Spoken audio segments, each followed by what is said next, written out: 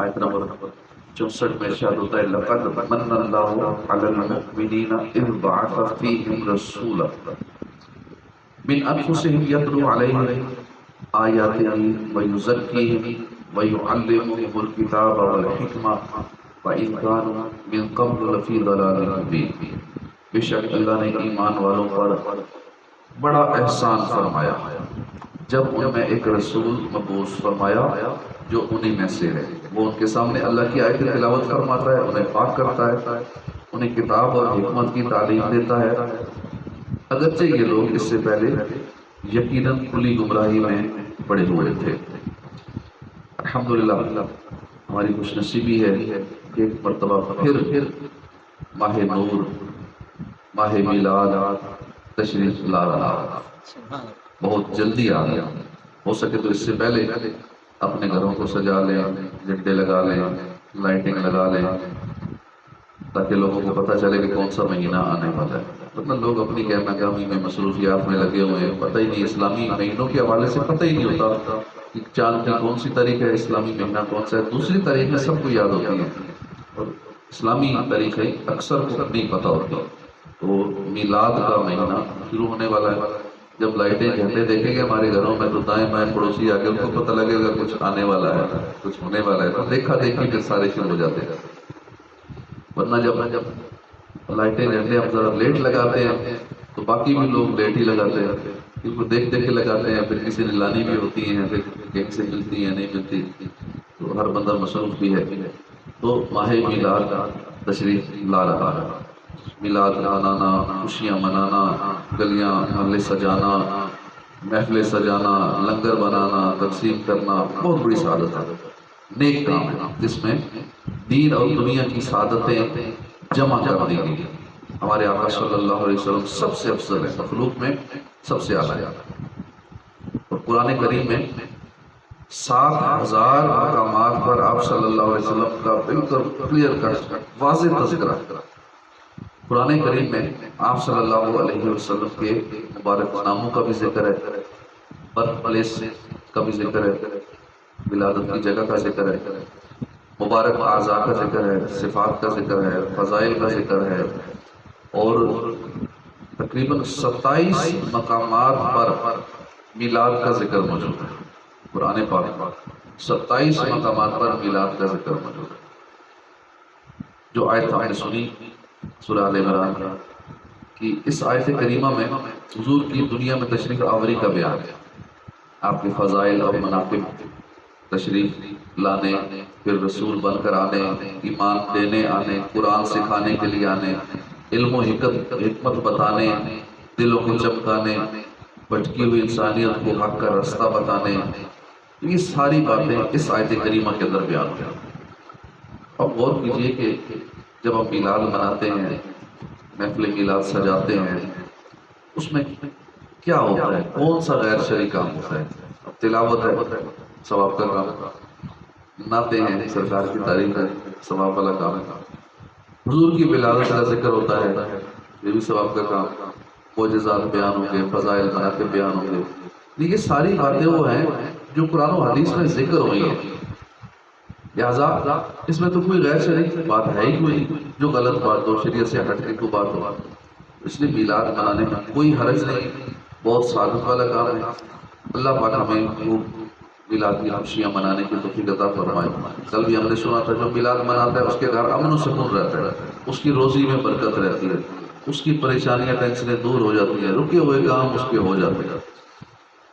اللہ پاک نے فرمایا لقد، جب قد کے ساتھ لام لگ جائے نا تو اس کا مطلب ہوتا ہے ضرور، لقد، قد بے شک، لقد ضرور بے شک۔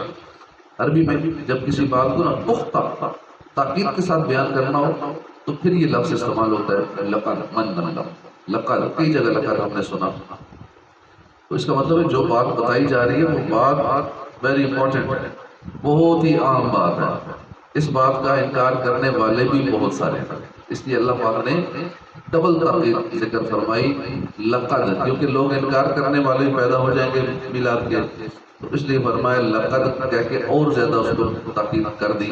اللہ نے ایمان والوں پر بڑا احسان فرمایا اب یہ دو باتیں، ایک تو یہ کہ آئندہ جس نعمت پر احسان کا ذکر ہے وہ صرف مسلمانوں پر نعمت نہیں ہے، وہ پوری ہیومینٹی پر ہے، پوری انسانیت پر ہے، لیکن چونکہ اللہ کے اس فضل احسان کو مانتے صرف مسلمان ہی ہیں، مسلمان اس نعمت کا شکر ادا کرتے ہیں، اس لیے اللہ نے مسلمانوں پر احسان فرمایا۔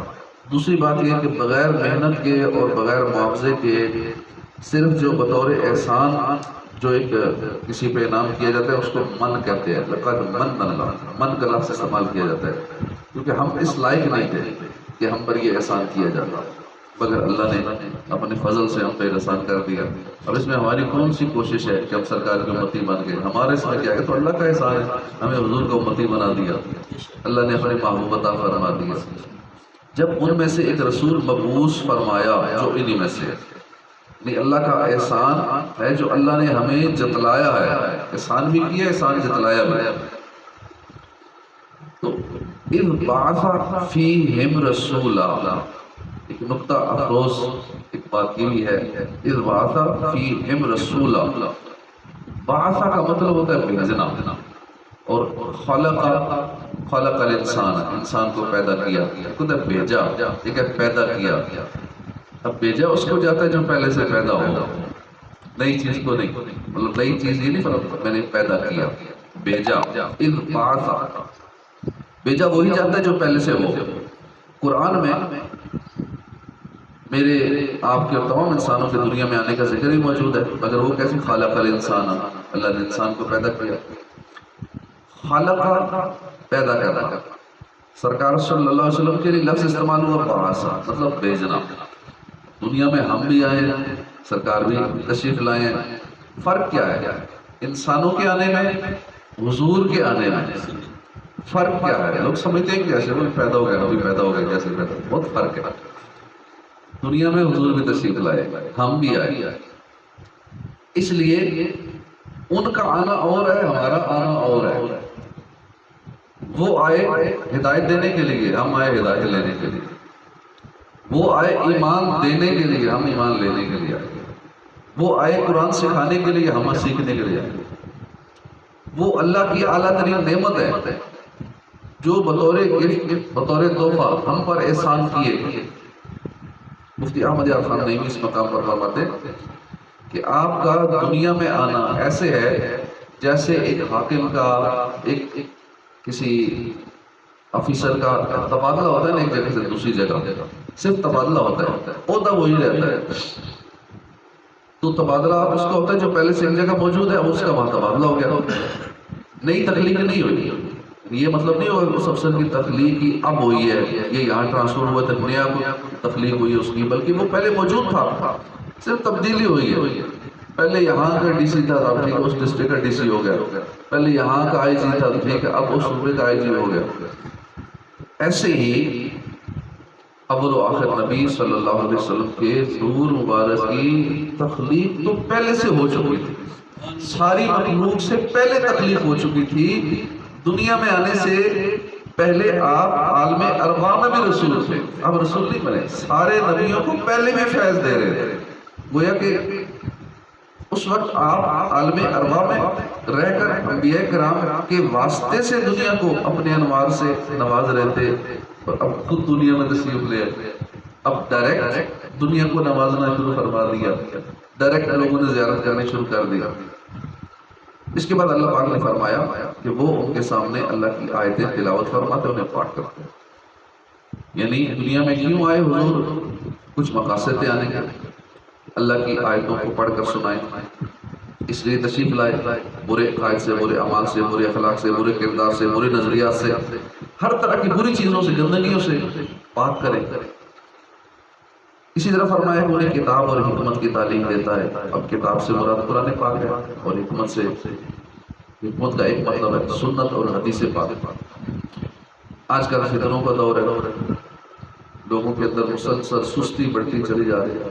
بعض لوگوں کو قرآن سیکھنے کا شوق ہوتا ہے، اچھی بات ہے، شوق ہونا چاہیے، مگر قرآن سیکھنے کے لیے سوشل میڈیا کا سہارا لیتے ہیں، ان سے سیکھ رہے ہوتے ہیں جو خود جاہل ہیں، یا گھروں میں بالفرض اگر ہم نے اپنے بچوں کو قرآن پڑھانے کے لیے کوئی قاری لگا رکھا ہے، اب یہ نہیں دیکھتے کہ قاری صاحب کو خود کتنا آتا ہے، کیا تجوید سے انہوں نے خود بھی کہیں پڑھا ہے یا نہیں پڑھا؟ کوئی سند ہی چیک کر لیں، کوئی سے تھوڑا سا چلے، کسی سے چیک کیسے کرے، خود نہیں آتا، چیک کیسے کریں گے؟ اور دیکھا کوئی بھی داڑھی والا مولوی صاحب مل گئے، ٹھیک ہے جی کم پیسے لیتا ہے، فلاں 2000 لیتا ہے، یہ 1000 لیتا ہے، ٹھیک جو کم لیتا ہے جو اس کو لگا لیا۔ اسے آتا کیا ہے؟ تجوید آتی ہے، مخارج آتے ہیں، نہیں آتے، اب چیک کرنے کا طریقہ بچوں کو کیسے چیک کریں؟ یہ بھی طریقہ آتا نہیں ہے کیونکہ خود نہیں پڑھے ہوئے، اب بچوں کو کیا چیک کریں اس کی تجوید؟ تو یوں کر کے اپنے بچوں کا مستقبل بھی، دنیا کا بھی اور آخرت کا برباد کر رہے ہوتے ہیں، اور فیس وہ ہے وہ بھی ضائع ہو رہی ہے۔ اس لیے ہم خود بھی قرآن سیکھیں اور اس سے سیکھیں جس کو آتا ہو، بچوں کو بھی قرآن سکھائیں، اس سے سکھائیں جس کو آتا ہو، اور آتا بھی ہو پلس عقیدہ بھی ٹھیک ہو، دونوں چیزیں دیکھیں، یہ جو مل گیا مولوی اسی سے شروع کروا دیا، بعد میں بچے کا ایمان ہی برباد ہو جائے۔ بالفرض قرآن وہ سیکھ بھی جائے مخارج سے، اور وہ گھر آ کے میلاد کا مخالف ہو جائے، 11ویں کا مخالف ہو جائے، ایصال ثواب کی مخالف ہو جائے، وہ بچہ ہمارے کس کام کا، جس نے ہمیں ثواب ہی نہیں پہنچانا قرآن پڑھ کے، وہ تو مانتا ہی نہیں ہے ثواب کا۔ تو اس لیے عقیدہ بھی دیکھنا چاہیے۔ قرآن پاک عام کتاب نہیں ہے، اسے سمجھنا اتنا آسان نہیں ہے۔ غور کیجئے کہ عام کسی اسکول کالج میں جیسا سلیبس ہو اسی حساب سے ٹیچر ہوتا ہے۔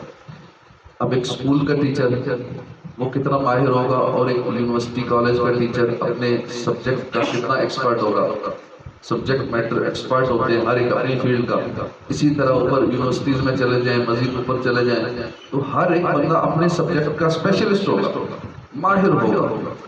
اب قرآن جو کہ دنیا کی تمام علوم اس قرآن کے اندر ہے، اتنی عظیم الشان کتاب، اب اس کتاب کو پڑھانے کے لیے، سکھانے کے لیے اللہ پاک نے کس کو بھیجا؟ امام الانبیاء۔ یہ کتاب کیا اتنی عام ہے کہ ہم جس سے چاہیں پڑھنا سیکھنا شروع کر دیں؟ یہ تو اتنی عام کتاب ہے۔ جب ایک میتھمیٹکس پڑھانے والا اپنے سبجیکٹ اس نے ایم فل کیا ہوتا ہے، پی ایچ ڈی کی ہوتی ہے، تب جا کے وہ کالج میں لیکچر دیتا ہے یا یونیورسٹی میں پڑھاتا ہے، تو ایک قرآن پاک اتنی عام ہے کہ جو ایسی جس سے آیا سیکھنا شروع کر دے، یہ ہر ایک اس کو سکھا سکے گا۔ اسے سیکھنے کے لیے، سمجھنے کے لیے باقاعدہ کسی عاشق رسول عالم دین کی خدمت میں حاضر ہو کر سیکھنا چاہیے۔ اور اگر تفسیر قرآن سے متعلق ویڈیوز وغیرہ دیکھنی ہو تو وہ بھی کسی عاشق رسول کی مستند عالم دین ہی کی دیکھنی چاہیے۔ اگر تفاسیر پڑھنی ہے تو وہ بھی عاشقان رسول علماء کی تفاسیر پڑھے، جیسے تفسیر صراط الجنان ہے، تفسیر خزائن العرفان ہے، تفسیر صراط الجنان ہے، یہ پڑھنی چاہیے۔ اس کی ایپس بھی آئی ہوئی ہیں۔ پیارے آقا صلی اللہ علیہ وسلم کا ذکر قرآن پاک میں کئی مقامات ہے، بلکہ پورا قرآن ہی سرکار صلی اللہ علیہ وسلم کی نعت ہے۔ جیسے اعلیٰ حضرت نے یوں بیان کیا کہ سب چمک والے اجلوں میں چمکا کیے، اندھے شیشوں میں چمکا ہمارا نبی۔ اس شعر کی وضاحت کرتے ہوئے اعلیٰ حضرت کے خلیفہ فرماتے ہیں کہ اگر سورج کے سامنے ایک شیشہ سیدھا کر کے رکھ دیا جائے تو سورج کی شعائیں اس شیشے پر پڑنے سے یوں محسوس ہوگا جیسے زمین پر بھی ایک سورج موجود ہے، یعنی وہ شیشہ اتنا چمکدار ہو جائے گا۔ لیکن اگر اسی سورج کے سامنے وہی شیشہ الٹا کر کے رکھ دیا، یعنی شیشے کی وہ جو بلیک سائڈ ہے یا کلی والی سائڈ ہے وہ سورج کی طرف کر دیں تو ایک نہیں 1000 سورج بھی ہوں اس کو روشن نہیں کر سکیں گے۔ ہاں، ایسے اندھے شیشے کو روشن کر دینا یہ ماہ طیبہ مکی مدنی مصطفیٰ ہی کر رہا ہے۔ دیکھیے حضرت اسحاق علیہ السلام سے لے کر عیسیٰ علیہ السلام تک جتنے نبی آئے، جتنے رسول آئے، وہ سب بنی اسرائیل میں۔ بنی اسرائیل مذہب کو جانتے تھے، ان کے یہاں ہر زمانے میں دین کا چرچا رہا، ایک نبی تشریف لے جاتے دوسرے آ جاتے، یوں گویا کہ بنی اسرائیل ایک سیدھے رکھے ہوئے شیشے کی طرح تھے، انہیں صرف سورج کی شعاؤں کی ضرورت تھی، جو نبیوں کی تشریف آوری سے پوری ہو جاتی تھی، ان کے دل جگمگانے لگتے تھے۔ لیکن قربان جائیے ہمارے آقا کی نرالی شان، آپ عرب میں تشریف لائے، بنی اسماعیل میں تشریف لائے، اور یہ وہ لوگ تھے کہ ان کے یہاں حضرت اسماعیل علیہ السلام کے بعد کوئی نبی نہیں آیا تھا۔ یہ لوگ دین کے لحاظ سے گہرے اندھیروں میں تھے، انہیں نہ مذہب کا پتہ تھا نہ نبوت کا پتہ تھا۔ ان کی مثال ایسے جیسے الٹا رکھا ہوا شیشہ۔ اللہ کے فضل سے ماہ طیبہ احمد مصطفیٰ صلی اللہ علیہ وسلم ایسے لوگوں میں تشریف لائے اور اپنی نورانی شعاعوں سے ان کے اندھے شیشوں میں یعنی سیاہی میں ڈوبے ہوئے دلوں کو روشن کر دیا. دل پھر گئے ہمارے سوتے نصیب جاگے خورشید ہی وہ چمکا صبح شب ودا. اللہ پاک ہمیں میلاد کی خوشیاں منانے کی توفیق عطا فرمائے, اس عظیم نعمت کا شکر ادا کرنے کی توفیق عطا فرمائے. آمین بجاہ نبی الامین صلی اللہ تعالی علیہ وآلہ وسلم.